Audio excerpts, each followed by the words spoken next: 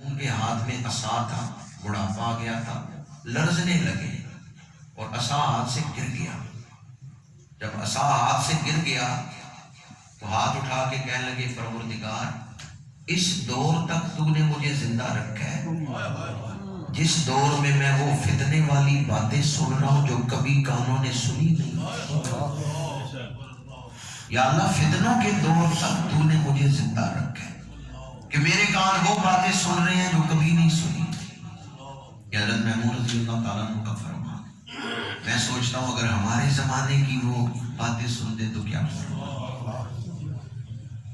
مثال دے رہا ہوں جو میں مضمون بیان کر رہا ہوں نا آپ کے سامنے کہ ہمیں پچھلا دور تو نہیں نا پتا کہ پیچھے کیا کیا ماحول تھا ادب والا یا فکر آخرت والا۔ ایک مثال دے رہا ہوں، جب یہ چینی بنی تھی مارکیٹ میں چینی آئی، پہلے تو گڑی ہوتا تھا، تو مصر سے جامعہ ازہر سے فتویٰ آیا تھا کہ چینی نہ استعمال کریں، اور قرآن پاک کی ایک آیت کی بنیاد پر انہوں نے فتویٰ لکھا کہ اپنے ہاتھوں سے اپنے آپ کو ہلاکت میں نہ ڈالو۔ اور پھر آگے انہوں نے چینی کے اجزاء لکھے، اس میں یہ چیز ہے یہ چیز ہے، اور اس کے کھانے سے جسم میں یہ تبدیلیاں آئیں گی، کچھ عرصے بعد تم فلاں فلاں بیماری میں مبتلا ہو جاؤ گے۔ یہ مصر سے جامعہ ازہر سے فتویٰ آیا تھا چینی نہ استعمال کرو، لیکن اس فتوے پہ اتنا عمل نہیں ہوا، دھیان نہیں دیا گیا۔ ایسے کیا خیال ہے انہوں نے فتویٰ صحیح دیا تھا؟ چینی کے استعمال کے انہوں نے جو اثرات گنوائے تھے کہ اگر چینی استعمال کرو گے تو یہ مسائل پیدا ہوں گے، آج ہم ان مسائل میں مبتلا ہو چکے ہیں۔ میں صرف یہ عرض کرنا چاہتا ہوں کہ آج اگر ہم کے نا چینی کے خلاف کبھی فتویٰ آیا تھا تو بعض کان کہیں گے کہ ہم نے تو آج پہلی دفعہ سنا، کیا چینی کے خلاف بھی کوئی فتویٰ آیا تھا کہ چینی نہ استعمال کرو؟ اس میں علماء نے یہی لکھا تھا اس کے فلاں فلاں سائیڈ ایفیکٹس ہیں، نقصانات ہیں، اور قرآن کہتا ہے اپنے ہاتھوں سے اپنے آپ کو ہلاکت میں نہ ڈالو۔ اور آج وہ نقصانات ہم دیکھ، پچھلے دور میں جو تحقیقات ہوئی ہیں، جو فیصلے ہوئے ہیں، وہ چھوڑ کے ہم پھر نئے سرے سے شروع ہو جاتے ہیں۔ آپ کی خدمت میں بڑی آسان سی بات عرض کر رہا ہوں، اگر اسے یاد رکھیں گے تو چھوٹے ٹی وی سے نہیں متاثر ہوں گے۔ اس دور میں جو اپنا ایمان بچا کے لے گیا وہ بڑا کامیاب ہے۔ صحابہ کرام کے فیصلوں پر، حضرت صدیق اکبر، حضرت فاروق اعظم، ان کی خلافت پر اور ان کے فیصلوں پر اختلاف کا حق اس دور میں صحابہ کرام کو تھا۔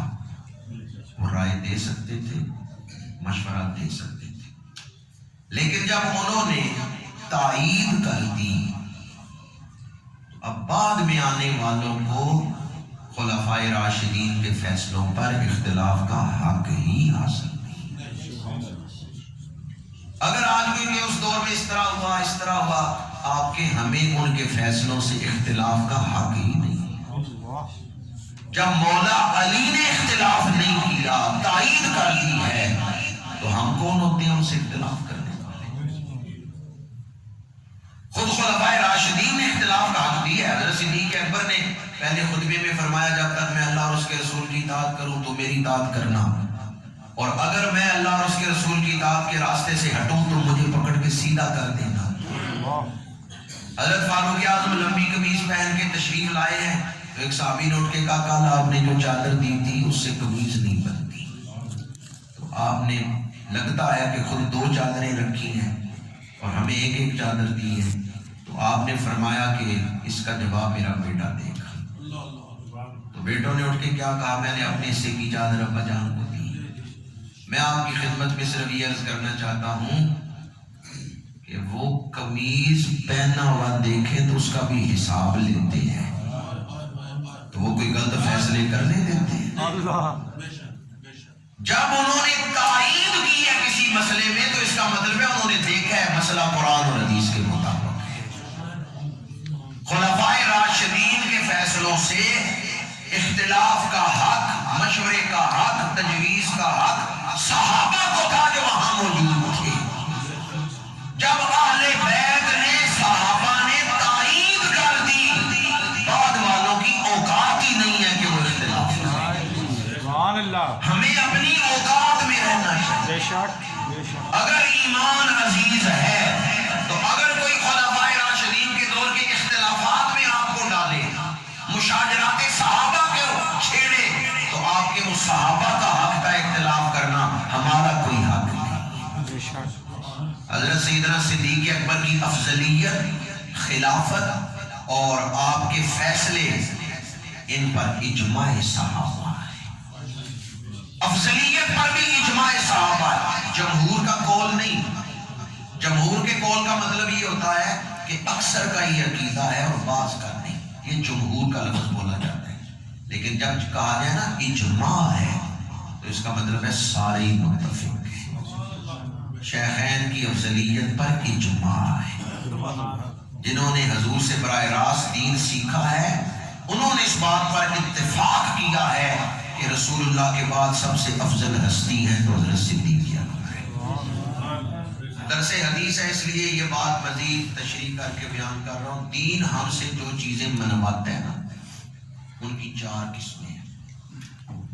دین ہم سے جو چیزیں منواتا ہے کتنی قسمیں؟ پہلی چیز ضروریات دین، دوسری چیز ضروریات اہل سنت، تیسری چیز ثابتات محکمہ، اور چوتھی چیز ظنیات محتملہ.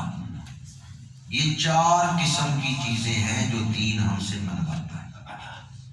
جو آدمی ضروریات دین کا انکار کرے وہ کافر ہو جائے گا. جو ضروریات اہل سنت کا انکار کرے بے دین گمراہ ہو جائے گا، اور جو جنتی جماعت ہے اس سے نکل جائے گا. جو آپ نے فرمایا تھا کہ 63 جماعتیں ہوں گی، ان میں سے 72 دوزخی ہیں اور 1 جماعت جنتی ہے. تو جو ناجیہ جماعت ہے اس سے وہ نکل گیا جس نے ضروریات اہل سنت کا انکار کیا. تیسری قسم ہے ثابتات محکمہ.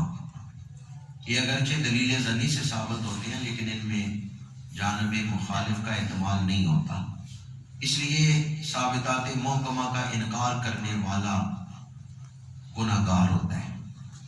اسے کافر بھی نہیں کہتے، بے دین بھی نہیں کہتے، لیکن اسے گناہگار کہتے ہیں. اور چوتھی قسم ہے ظنیات محتملہ. یہ دلیل ظنی سے ثابت ہوتے ہیں لیکن ان میں جانب مخالف کا احتمال ہوتا ہے. اس لیے اس کا انکار کرنے والا نہ کافر، نہ گمراہ، نہ گناہگار، بلکہ خطا کار، کہتے ہیں اس نے خطا کی ہے. یہ 4 قسم کی چیزیں ہیں جو دین منواتا ہے. صحابہ کا ادب، اہل بیت کا ادب مطلقاً یہ ضروریات دین میں سے ہے. جو پہلی قسم ہے نا اس میں سے ہے مطلقاً صحابہ کا ادب، مطلقاً اہل بیت کا. اگر معاذ اللہ کوئی یہ کہے کہ میں حضور کے اہل بیت کو نہیں مانتا، وہ ضروریات دین کہے گا. اگر کوئی یہ مطلقاً کہے کہ میں حضور کے صحابہ کو نہیں مانتا، وہ ضروریات دین کہے گا. حضرت سیدنا صدیق اکبر کی افضلیت، یہ جو دوسری قسم ہے نا ضروریات اہل سنت، یہ اس سے تعلق رکھتا ہے. جو حضرت صدیق اکبر کی افضلیت کو نہیں مانتا وہ ناجیہ جماعت سے، جنتی گروہ سے نکل گیا ہے. یہ ثابتات محکمہ یا ظنیات محتملہ میں سے نہیں ہے کہ آپ کو اختیار ہو اور آپ پھر انکار کر دیں. اس کا تعلق دوسری قسم سے ہے جو ضروریات اہل سنت ہے. اس لیے اس کو لائٹلی نہ لیں. بعض لوگ کہتے ہیں کہ اس کے بیان کرنے کی ضرورت کیا ہے. یہ بھی ایک سوال ہے، لبرل کے ذہن میں آ سکتا ہے. حضرت صدیق اکبر کی افضلیت کو بیان کرنے کی کیا ضرورت ہے جب اللہ اس میں تفضیل کے سیغے سے بیان کرے. وَسَيُجَنَّبُهَا الْأَتْقَى الَّذِي يُؤْتِي مَالَهُ يَتَزَكَّىٰ. تو پھر اس کا مطلب ہے کہ افضلیت صدیق اکبر کو بیان کرنا قرآن کا طریقہ ہے. رسول اللہ جب ان کی افضلیت کو بیان فرمائیں، آپ نے جب بھی نام لے کے صحابہ کی شان بیان کی ہے سب سے پہلے حضرت صدیق اکبر کی شان بیان کی. تو اس لیے حضرت صدیق اکبر کی افضلیت کو بیان کرنا یہ منشاء قرآنی سے ثابت ہے، احادیث سے ثابت ہے، اور اور سلف صالحین کے طریقے سے ثابت ہے کہ حضرت سیدنا صدیق اکبر کی افضلیت کو بیان کیا جائے۔ یہاں یہ بات بھی یاد رہے کہ فضائل صحابہ اور اہل بیت کے اپنے اپنے ہیں، لیکن محبت ان کی ایک ہی ہے۔ یعنی صحابہ اور اہل بیت کی محبت یہ دو محبتیں نہیں، بلکہ جو حضرت صدیق اکبر سے محبت کرتا ہے وہ مولا علی سے محبت کرتا ہے، جو مولا علی سے محبت کرتا ہے وہ حضرت صدیق اکبر سے محبت کرتا ہے۔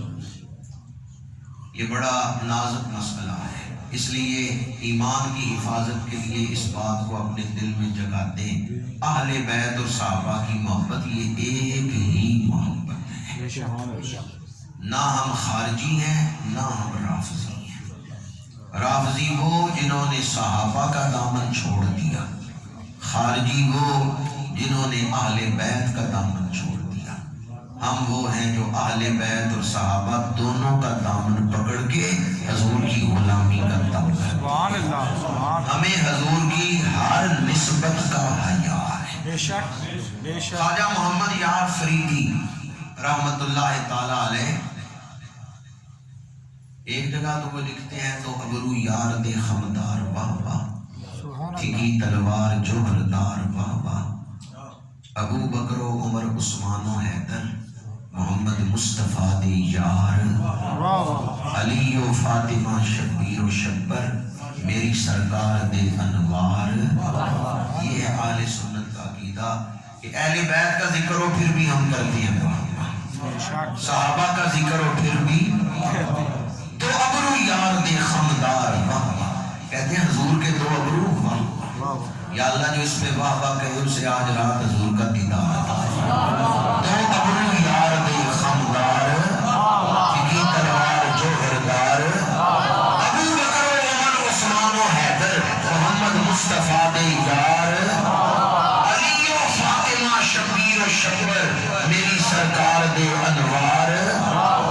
اور یہی خواجہ محمد یار فریدی فرماتے ہیں مجھے رسول اللہ کی زیارت ہوئی، میں نے حضور کی محفل دیکھی، میں نے دیکھا حضور کے ساتھ 6 ہستیاں بیٹھی ہوئی، 3 اس طرف ہیں 3 اس طرف ہیں، 6 ہستیاں حضور کے ساتھ بیٹھی ہوئی۔